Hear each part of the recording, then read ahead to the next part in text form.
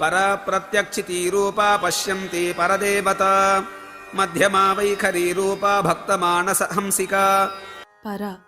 పరాస్థితిలోని వాగ్రూపము. సృష్టి ఆరంభములో ముందుగా ఒక నాదం ఏర్పడింది.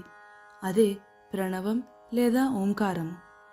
వ్యక్తం కాబోయే సృష్టికి ముందున్న బ్రహ్మను పరా అంటారు. ఈ బ్రహ్మ నుండి మొదట వచ్చిన ధ్వని లేదా నాదమే ఓంకారము. దానినే వాక్కుగా చెప్పేటప్పుడు మొదట వచ్చినది కనుక పరావాక్కు అంటారు. ఆద్యంతాలు లేకుండా ఉండే శబ్దతత్వమైన అక్షర బ్రహ్మనాదం అనే పేరుతో ప్రతి జీవిలోనూ వ్యక్తమయ్యే పరమేశ్వరిని పరా అంటారు. ప్రత్యక్షితి రూప. సస్వరూపము యొక్క జ్ఞానమే స్వరూపముగా గలది. అంతర్గత స్పృహ అనేది స్పృహ యొక్క అత్యున్నత స్థాయిగా పరిగణించబడుతుంది. తనను గురించి తనకు తెలిసే జ్ఞానము యొక్క స్వరూపమే ఇంతకు ముందు చెప్పిన పరావాక్కు యొక్క రూపం అని ఈ నామం చెబుతుంది. పశ్యంతి రెండవ స్థితిగా వ్యక్తం కాబోయే వాక్కు.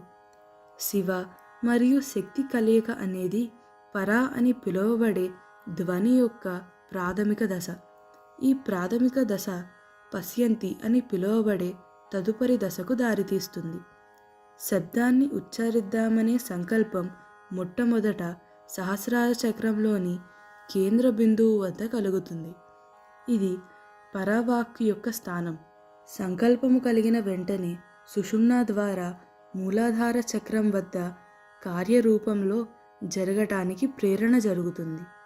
శబ్ద ప్రసారానికి ఒక సాధనం ఉండాలి కాబట్టి ఈ ప్రేరణ వల్ల ముందుగా హృదయ కమలంలోని అనాహత చక్రం వద్ద వాయువు ఉత్పన్నమవుతుంది. ఈ స్థితిని వాక్కు యొక్క పశ్యంతి స్థితి అంటారు. ఇది బిందువుకు బాహ్యంగా ఉండే మొదటి త్రిభుజం చేత శ్రీచక్రంలో సూచింపబడుతుంది. 50 మాతృకా వర్ణాలు అవ్యక్తంగా ఇక్కడ ఉంటాయి. అంటే ఈ మాతృకా వర్ణాలన్నీ పశ్యంతి వాగ్రూపాలన్నమాట. వీటి ధ్వనులన్నీ వాయు రూపంలో ఇక్కడ అవ్యక్తంగా ఉంటాయి. పరదేవత పశ్యంతి వాక్కు యొక్క సూక్ష్మ రూపము. హృదయ కమలంలో ప్రవేశించిన పరావాక్కు యొక్క రెండవ స్థితిలోని పశ్యంతి వాక్కు యొక్క సూక్ష్మ రూపాన్ని పరదేవత అంటారు. ఈ దేవత ఇంద్రియాలతో గ్రహించగలిగేది కాదు, మనస్సుతో మాత్రమే ధ్యానింపదగిన ధ్యేయ స్వరూపం అవ్వడం వలన పరదేవత అన్నారు. సూక్ష్మస్థితిలో ఉన్న ఈవిడ వాక్కులే శృతులు స్మృతులు అవుతాయి. మధ్యమ పశ్యంతి వైఖరి వాక్కులకు మధ్య ఉండు స్థితికి సంబంధించిన వాక్కు. హృదయ కమలంలో పశ్యంతి స్థితిలో ఉన్న వాక్కు అటుపైన కంఠం వద్ద గల విశుద్ధి చక్రస్థానాన్ని చేరుకుంటుంది. ఈ స్థితిలో ఉండే వాక్కును మధ్యమ అంటారు. మరీ పశ్యంతిలో అంత సూక్ష్మం కాదు గాని మధ్యమంగా ఉంటుంది. వైఖరి రూప స్పష్టముగా వ్యక్తమైన వాక్కు. వైఖరి అనేది ధ్వని యొక్క 4వ మరియు చివరి రూపం. మూలాధారం నుండి బయలుదేరిన పరావాక్కు అనాహతం ద్వారా ఊర్ధ్వంగా ప్రయాణిస్తూ పశ్యంతి స్థితిని దాటి మధ్యమా స్థితిలో విశుద్ధిని చేరి చివరి దశలో సుస్పష్టంగా నోటి ద్వారా ఉచ్చరింపబడిన వాక్కును వైఖరి స్థితిలో ఉన్న వాక్కు అంటారు. ఈ 4వ స్థితిలో వైఖరి వాక్కు మాత్రమే ప్రపంచానికి వినబడుతుంది. పర, పశ్యంతి, మధ్యమ, వైఖరి స్థితులను వాక్ స్థితులు అంటారు. పరాస్థితిని సంకల్పముగాను, పశ్యంతి స్థితిని భావముగాను, మధ్యమా స్థితిని సంకేతముగాను, వైఖరి స్థితిని ఉచ్చారణగాను సమన్వయపరుచుకోవచ్చును.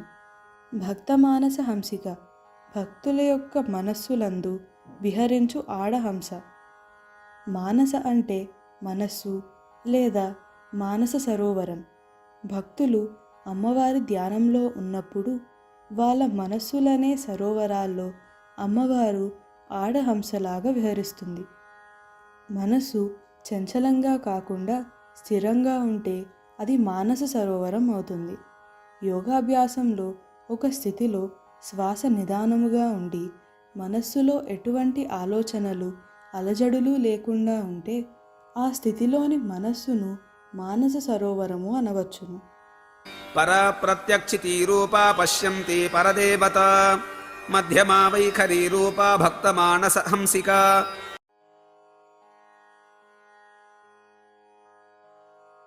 కామేశ్వర ప్రాణనాడీ కృతజ్ఞా కామపూజిత శృంగారరస సంపూర్ణ జజా జాలంధర స్థిత. కామేశ్వర ప్రాణనాడి శివుని ప్రాణనాడీ స్వరూపిణి. శక్తి లేనప్పుడు శివుడు సమాధి స్థితిలో ఉంటాడు. అమ్మవారి మాయా ప్రభావంతో ఈ విశ్వం ఉనికిలో ఉంది అనేది ఇక్కడ ప్రధానాంశం. అందుకే ఆమెను శివుని ప్రాణశక్తి అంటారు. నాడీ మండలం సూక్ష్మమైనది కానీ స్థూలమైన పదార్థంతో చేయబడి ఉండదు. ఈ నాడుల ద్వారా అమ్మవారి స్వరూపమైన ప్రాణశక్తి ప్రయాణించు వరకు ఏ జీవి అయినా జీవించి ఉన్నట్లు కామేశ్వరుని ప్రణాళికకు ప్రాణనాడి అతి ముఖ్యమైనదిగా నుండినది అని ఈ నామానికి అర్థం. కృతజ్ఞ చేయబడే పనులన్నీ తెలిసింది. అందరూ చేయు అన్ని విధములైన పనులు గూర్చి తెలిసినది. మనము చేసే పూజలే కాదు, పూజా సమయములో మన ఆలోచన కూడా అమ్మవారికి తెలుసు. గాలి లేని స్థలము భూమి మీద ఉండవచ్చు కానీ అమ్మవారి దృష్టి పడని స్థలం భూమి మీద ఉండదు. కనుక అమ్మవారి వద్ద మన లోపాలు దాచలేము. కాబట్టి మన ప్రతి ఆలోచనను, మన పనులను అన్నీ అమ్మవారితో చెప్పిన నాడు ఆమె మన లోపాలను సరిచేసి మన ఉన్నతికి దారి చూపిస్తుంది. అమ్మవారు మనము చేసే పనిని బట్టి ఫలమును ఇచ్చునది అని ఈ నామానికి మరో అర్థం. కామ పూజిత కామునిచే పూజింపబడునది. కాముడు అంటే శివుడు, మన్మధుడు, కోర్కెలు కలవాడు అని 3 రకాల అర్థాలు ఉన్నాయి. కామేశ్వరుడు జగన్మాతను పూజించి తన సృష్టి కార్యక్రమాన్ని ప్రారంభించాడు కాబట్టి అమ్మవారు కామ పూజిత. మన్మధుడు అమ్మవారిని ఆరాధించి ఆమె అనుగ్రహాన్ని పొంది ముల్లోకవాసులను కూడా జయించగల సామర్థ్యాన్ని పొందాడు, ఒక్క శివుని తప్ప. శివుని విషయంలో అమ్మవారికి మాత్రమే అధికారం. కోర్కెల గల వారిచే పూజింపబడినది అని ఈ నామానికి మరో అర్థం. శృంగార రస సంపూర్ణ శీర్షములతోనూ కోణముల చేతను నవరసాది నావముల చేతను కూడి నిండుగా ఉంది. శృంగము అంటే కొమ్ము, కోణము లేదా శీర్షము. ఆర అంటే కోణము లేదా మూల.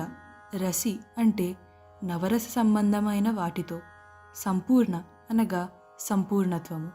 శ్రీచక్రం శీర్షములు, త్రిభుజాలు, కోణాలు, ఆవరణాలు వాటి వద్ద ఉండే శృంగార రసాది దేవతలతో నిండుగా ఉంటుంది. జయ జయస్వరూపిణి. బయట పరిస్థితులపైన, వ్యక్తులపైన మనకు నియంత్రణ, ఆధిపత్యం వస్తే దాన్ని జయము అంటారు. మన మీద మనకు అంటే మన ఇంద్రియాలు, మనస్సు, అరిషడ్వర్గాలైన కామ, క్రోధ, లోభ, మోహ, మద మాత్సర్యాలపైన నియంత్రణ, ఆధిపత్యం వస్తే దాన్ని విజయము అంటారు. తనను అర్చించిన వారికి జయాన్ని ప్రసాదిస్తుంది కాబట్టి అమ్మవారు జయ, అపజయము లేనిది అని కూడా అర్థం చెప్పుకోవచ్చును. జాలంధర స్థిత జాలంధర సూచిత స్థానమునందున్నది. శ్రీచక్రంలోని వసుకోన దశారయుగ్మ మన్వసరముల సమూహాన్ని జాలంధర పీఠం అంటారు. ఇది మనలో అనాహత చక్రం స్థానంలో ఉంటుంది. ఇక్కడ ఉండే అమ్మవారిని జాలంధర స్థిత అంటారు. కామేశ్వర ప్రాణనాడీ కృతజ్ఞా కామపూజిత శృంగారరస సంపూర్ణ జజా జాలంధర స్థిత.